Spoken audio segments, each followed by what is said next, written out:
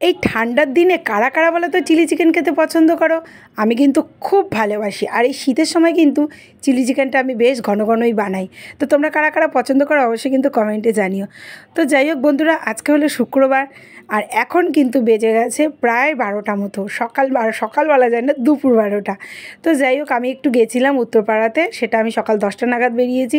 একটু ডক্টরের কাছে গেছিলাম, কারণ একটা রুটিন চেক আপ ছিল, তো তার জন্যই গেছিলাম। আর জানো তো সকাল থেকে কতটাই তাড়া থাকে, মানে রান্নাবান্না কিছু সেরকম করে রেখে যেতে পারিনি।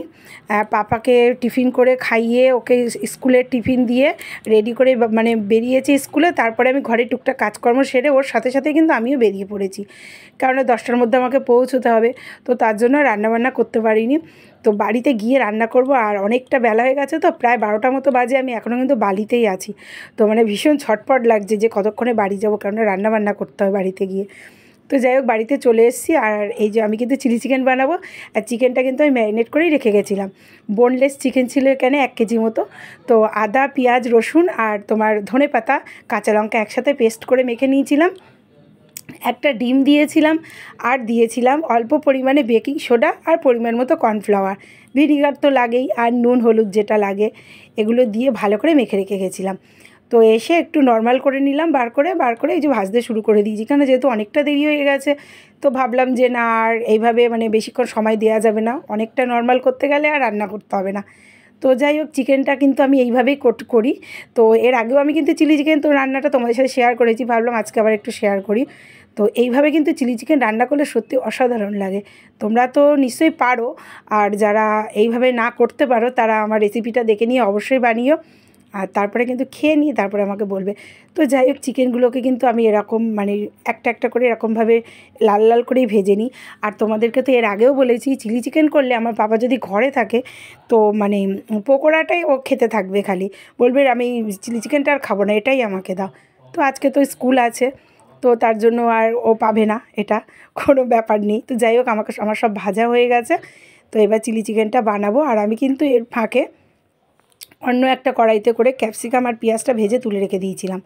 এবার এই চিকেন ভাজার যে তেলটা ছিল, আর পুরোটাই কিন্তু সাদা তেলেই করি আমি চিলি চিকেনটা। এখানেও কিন্তু আমি আবার একটু আদা, পেঁয়াজ, রসুন বাটা, কাঁচা লঙ্কাও পেস্ট করা ছিল, ওটা দিয়ে দিলাম তেলের মধ্যে। দিয়ে এবার মশলাটাকে খুব ভালো করে কষিয়ে নিচ্ছি। দিয়ে দিলাম টুকরো করে কেটে রাখা টমেটো। 1 কেজি চিকেনে কিন্তু আমি বড় সাইজের 2খানা টমেটো দিয়েছি। আমি একটু রান্নাতে এমনিতেই টমেটো বেশি দিই, আর চিলি চিকেনে কিন্তু একটু টমেটোটাও বেশি লাগে। তো যাই হোক, মশলাটা ভালো করে কষাবো। এবার একটু স্বাদ মতো নুন দিয়ে দিলাম, একটু হলুদ দিয়ে দিলাম। অনেকে হলুদ দেয় বা দেয় না, এরকম আছে, আমি কিন্তু দিই। চিকেনটা মাখানোর সময়ও আমি একটু হলুদ দিই। কেন বলো তো, হলুদ দিলে কী হয় বলো তো, যে চিকেন বলো মাছ বলো এদের যে একটা আঁশটানি গন্ধ ছাড়ে, ওটা কিন্তু হলুদে ওই গন্ধটা কেটে যায়। তো তার জন্য হলুদটা দিয়ে দিলাম, আর লঙ্কার গুঁড়ো দিয়ে দিলাম। দিয়ে মশলাটা খুব ভালো করে কষা হয়ে গেছে। এবার ভেজে রাখা পেঁয়াজ আর ক্যাপসিকামটা দিয়ে দিলাম। ক্যাপসিকামটা আর পেঁয়াজটা কিন্তু হালকা করে ভেজে রাখা, মানে লাল লাল করে ভাজা নয়, নরম হয়েছে অথচ লাল হয়নি। তো যাই হোক, এবার মশলাগুলোকে খুব ভালো করে আবার একসাথে এই যে কষিয়ে নিলাম। নিয়ে এবার এক এক করে দিয়ে দিচ্ছি চিলি সস। চিলি সসটা তো যে চিলি চিকেনে জানো মোটামুটি লাগেই, আর সয়া সসটা কিন্তু খুবই কম পরিমাণে লাগে, এই সসটা কিন্তু বেশি দেয়া যায় না, যদিও তোমরা জানো। আর টমেটো সসটা কিন্তু সবথেকে বেশি পরিমাণে লাগে। আমি আর কি যেভাবে বানাই সেটা আমি তোমাদেরকে আর কি বললাম। তো যাই হোক, এবার সসগুলো সব দিয়ে দিলাম, দিয়ে আবার ভালো করে একটু কষিয়ে নেব। আর তো কষানো দেখো মোটামুটি কিন্তু হয়েও গেছে, মানে মশলাটা তো অনেকক্ষণই ধরো কষিয়েছি, আর এই সস দিয়ে খুব বেশিক্ষণ কষাতে হয় না, একটু মোটামুটি নাড়াচাড়া করে নিলেই হয়। গন্ধটা কিন্তু খুব সুন্দর বেরিয়ে গেছে, একদম মানে চিলি চিকেনের গন্ধ পুরো বেরিয়ে গেছে। যাই হোক, তো এবার আমি কিন্তু আগে থেকে জল গরম করে রেখেছি। আর সবসময় কিন্তু চিলি চিকেন রান্না করার সময় আমার মনে হয় উষ্ণ গরম জল দেওয়াটাই ভালো, তাতে ভালো হয় জিনিসটা। দেখো ঝোলটা এবার ফুটে উঠেছে। এবার আমি আস্তে আস্তে চিকেনগুলো দেবো, তার আগে আমি একটু অল্প পরিমাণে চিনি দিয়ে দিলাম। চিনিটা দিলে জানো তো চিলি চিকেনের টেস্টটা খুব ভালো আসে, অল্প পরিমাণে একটু চিনি দিতে হয়। তো যাই হোক, এরপরে আমি দিয়ে দিচ্ছি চিকেনগুলো।